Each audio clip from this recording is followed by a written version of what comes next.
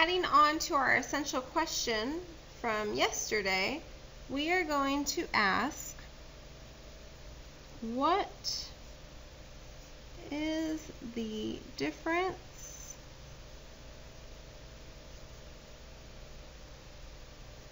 between an expression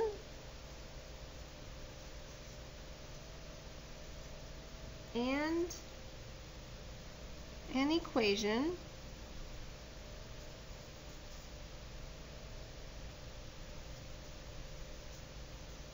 and how are they used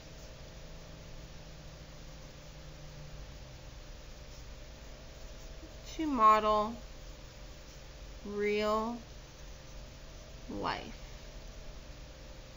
So today we're going to talk about the difference between an expression and an equation, and tomorrow we'll go ahead and get into some mathematical modeling. We are going to talk about properties of addition and multiplication. You've seen most, if not all of these already. Let's just clarify. So you'll notice that the properties in the left column, then how it relates to addition, how it relates to multiplication. First property is the closure property. So if I have two numbers that are both real numbers being added together, right, these are real numbers, then the sum will be a real number. Same thing goes for multiplication. So for example, you're not going to add a real number and an imaginary number and expect to get a real number. That's when you're going to get what we call a complex number, like we talked about on our last video. Okay, so the closure property just basically says adding two real numbers, you're going to get a real number. Multiplying two real numbers, you're going to get a real number. Now, commutative. Notice how there is a commute in there. So your root word here is commute. Root word, commute. What does commute mean? Well, commute means to move yourself or move oneself from one place to another. Well, same thing here goes with numbers. Basically, commutative property states that if I add two numbers together, order doesn't matter. I can flip them around. I'm going to get the exact same number. Same thing goes for multiplication. If I multiply two numbers together, I can flip them around. Order does not matter. I'll get the exact same answer. Imagine, if you will, if you did 3 plus 2. Isn't that exactly the same as 2 plus 3? Now notice that will not work when you're subtracting or when you're dividing. Order is important for subtraction and division. Order is not important here. If you have the same operation happening, order does not matter, okay, for addition or multiplication. Associative property, there's a root word here, associate or association. This basically has to do with grouping. So your root word is associate. Has to do with grouping, right? What are your associations here? So in addition, if my only operation is addition, grouping doesn't matter. I can add A and B first and then add C. I can add B and C first and then add A. Same thing with multiplication. Order, again, does not matter. If it's all multiplication, order doesn't matter. I can multiply A and B first, then take that product and multiply it by C. Or I can multiply B and C first, take that and multiply it by A. Okay? Identity property. Identity, that is its own root word. And basically that says in addition, if you add 0 to something, you're going to get that same something. Or in multiplication, if you multiply something by 1, you're going to get that same something. Inverse. Well, in addition, it means that when you add two numbers, when you add a number and its inverse, you get 0. So the inverse is always going to be the opposite. However, that's different in multiplication. In multiplication, it says that if I take a number and multiply it by its inverse, I'm going to get 1. So in this case, the inverse is the reciprocal, because that's what allows me to get 1. And probably one of the most important properties that you need to know is distributive, okay? Distributive property basically says if you have two terms in parentheses, these are not like terms, okay, and you have something outside those parentheses being multiplied to the parentheses, you can then distribute this outside number to both of these. Okay, and then you get a times b plus a times c. Moving to the back page. This is where a lot of people get confused. And so in the beginning of Algebra 2, I like to get rid of some of the confusion that usually happens. So we're going to have expression versus equation. Two different things. And the directions for each of them will be completely different as well. Alright, so an expression is something where you have no equal sign.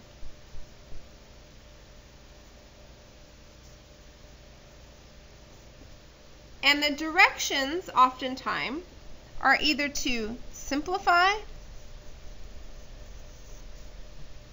or sometimes it'll say evaluate. Simplify means you haven't been given a variable. Evaluate means you have been given a value for the variable and you can plug it in. Okay, so let's do a couple of these examples. First example I'm going to do is one with simplify. So my directions here are to simplify, and here's what I'm going to have. 3 times the quantity x minus 2 minus 5 times the quantity x minus 8. So simplify just means get this as simple as possible. Okay? So hopefully you guys remember your PEMDAS.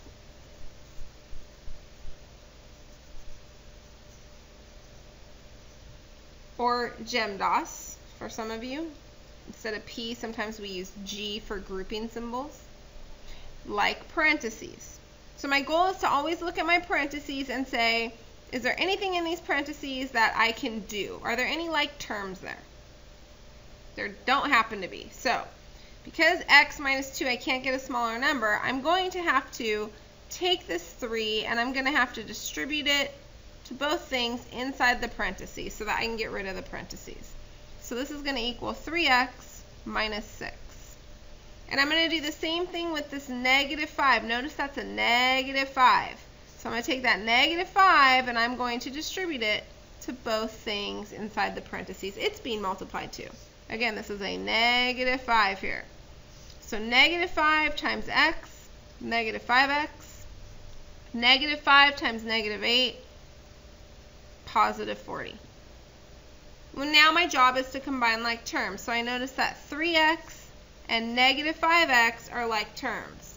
I also notice that negative 6 and positive 40 are like terms. Alright, so 3x minus 5x, well that's a negative 2x. And negative 6 plus 40, well that's a positive 34. So that should be my final answer. Let's do another example with an expression. This time my directions will be to evaluate. And we are going to evaluate negative 4x cubed plus 6x squared minus x minus 5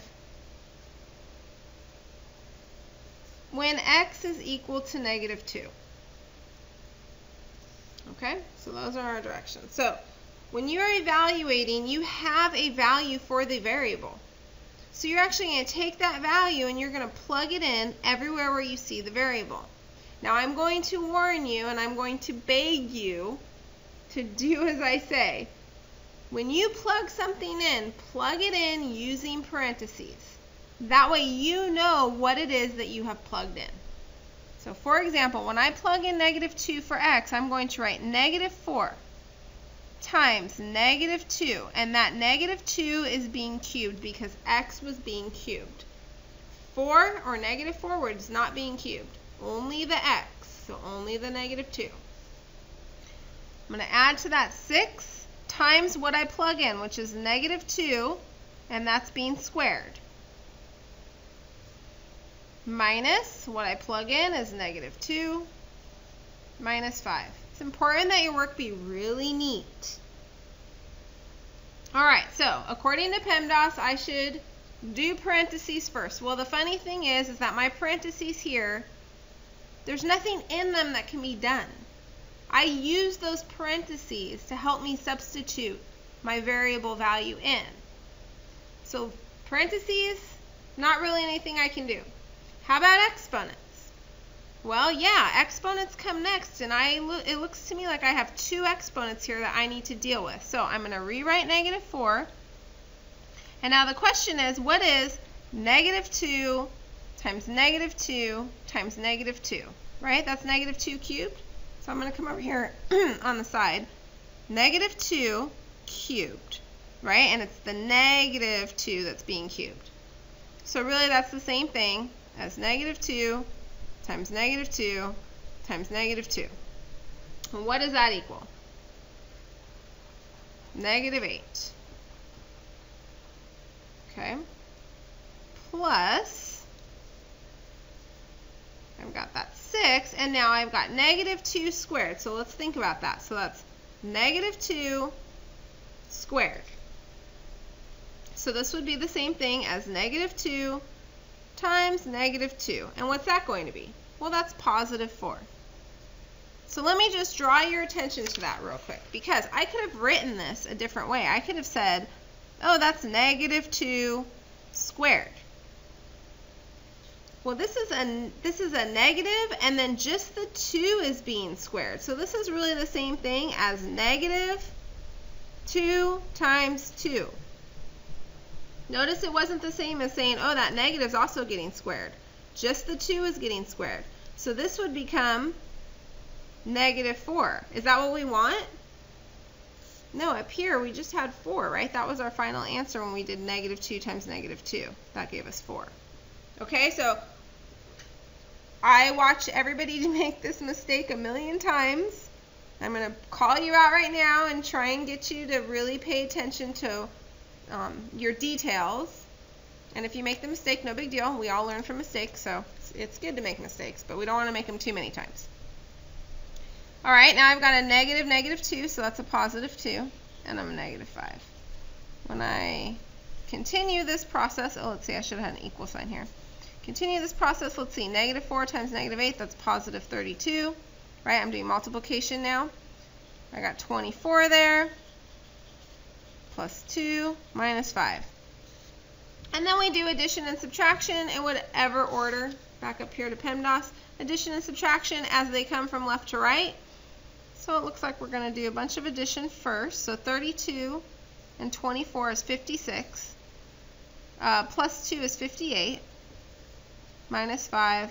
So it looks like I get 53 as my final answer. Notice I haven't actually solved. Nobody's actually told me to solve. My directions were evaluate and simplify.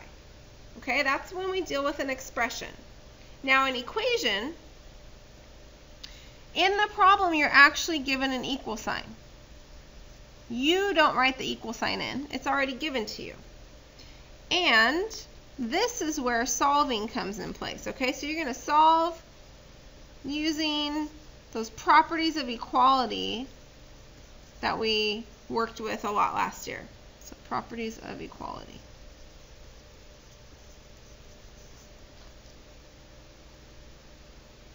All right, and I just have one example here. So our example,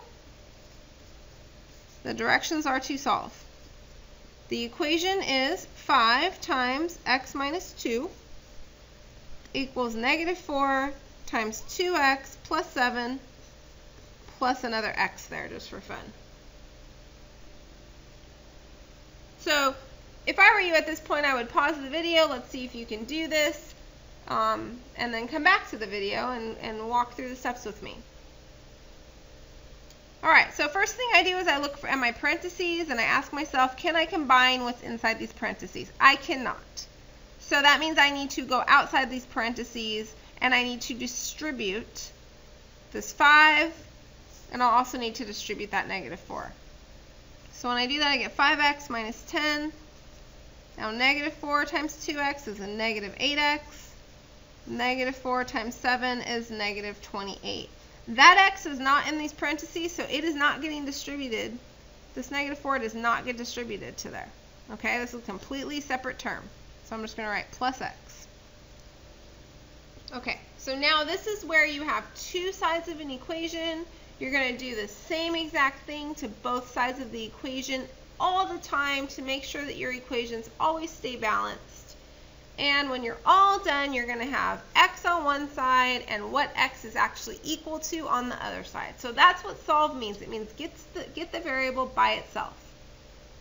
All right, so I noticed that the first thing I want to do, my x's over here have not been combined. I have like terms, I have not combined them yet. That's going to be my first step.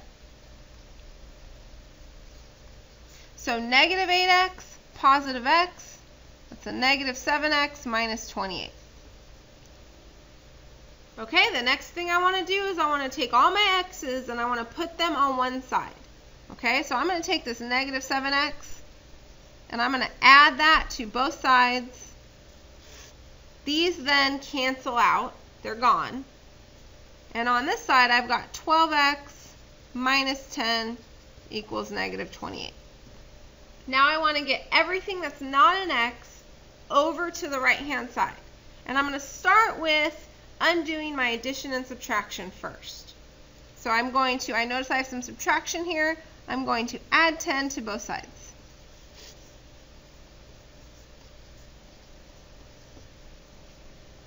And now I'll undo any multiplication or division that is happening to x. Right now it's being multiplied by 12, so to undo that, I divide both sides by 12. Now 18 and 12 have a common factor of 6. Divide top and bottom by 6. So x equals, let's see, negative 3/2. And I'm fine with that, or probably a better way of writing that so that you could actually put it on a number line if you needed to would be negative 1 and 1/2. Either one of those works. Okay, now we're going to talk about the parts of an algebraic expression. So I'm kind of making a big deal here about vocabulary, but that's because it's really hard to know what to do if you don't understand the vocabulary. Just like it'd be really hard to know what to do in these last examples, right? You have an expression. If you say solve that expression, well, that's going to be really hard to do because you don't have an equal sign, right? But in an equation, you can actually solve for your variable.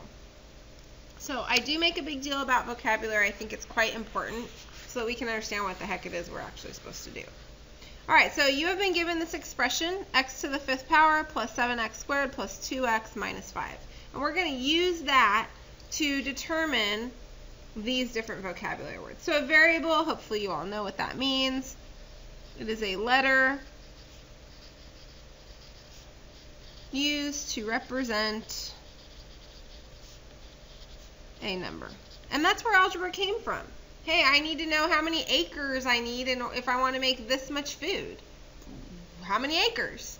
Right? And so that was your x or your a or your q or whatever you want to use. In our expression up here, what's our variable? Our variable is x. Okay, I'm going to put like our examples over on this side, and I'll just kind of put a box around them. All right, terms. Well, terms are the parts of an expression that are added together. So parts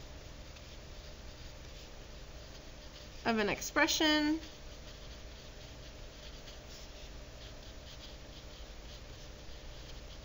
that are added together. So let's look up here. We have how many parts that are being added together? Well, there's 1, 2, 3, and there's actually this one, right? We can think of this as like plus a negative 5. So that really is a negative 5. Okay, that is one of our terms. So our terms here will be x to the 5th. Another term is 7x squared.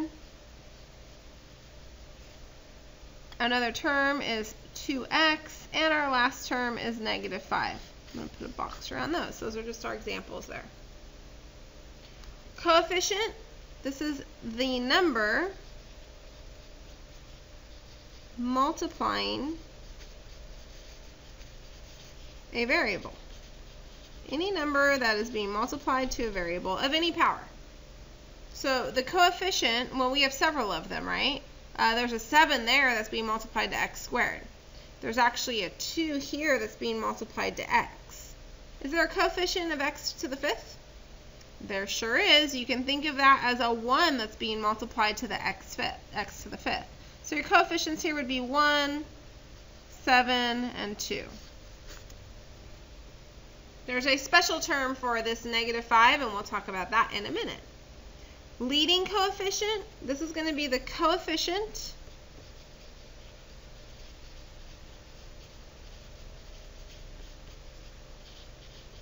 of the variable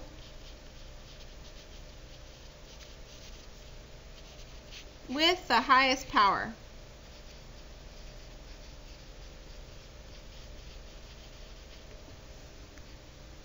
So you look for the variable with the highest power, and that happens to be x to the 5th. Now, what is the coefficient of x to the 5th? Hopefully you remember it's 1. So that's going to be our example in our example here. Like terms, we just did several examples where we used like terms and we combined like terms. Okay, that's why we care about like terms. So these are basically terms with the same variable part. Do we have any like terms here? Do any of our variables have the same power? Or do we have a couple of numbers that don't have any variables? No. So there are going to be none. There are no like terms in our example that we're working with here. And then our constant. Okay, so what is a constant? A constant is a term that has no variable. So you don't see the variable. In fact, well, okay, so let's just go with that to begin with. So which of these is going to be our constant? Which one has no variable? That's correct. Negative 5 is our example here, or in our example. However, now I'm going to kind of throw a hitch in your goodie up here. There really is a variable there. It is x to the 0 power. X to the 0 power, or anything raised to the 0 power, is just 1. So really you can think of this as x to the 0. Okay? But let's just remember that a constant basically has no variable, or basically that variable has become 1 because it's been raised to the 0 power.